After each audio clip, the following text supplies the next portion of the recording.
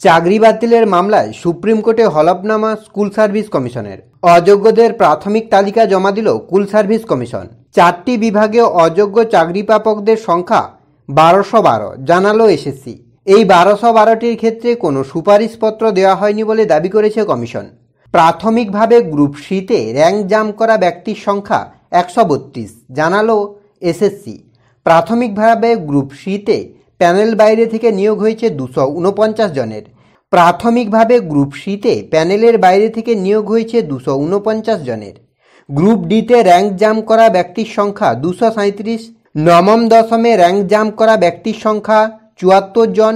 নবম দশম প্যানেলের বাইরে থেকে নিয়োগ করা হয়েছে 111 জনকে, সে কথাও জানিয়েছে এসএসসি।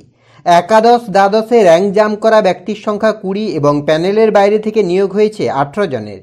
একথা আজ হলফনামা পেশ করে সুপ্রিম কোর্টে জানালো এসএসসি। তবে এত বড় নিয়োগ দুর্নীতি মামলায় সুপ্রিম কোর্টে মাত্র 1212 জনের লিস্ট দিয়েছে এসএসসি, যা নিয়ে ইতিমধ্যেই হতবাক যোগ্য চাকরিপ্রার্থী যারা ধর্নায় বসেছেন।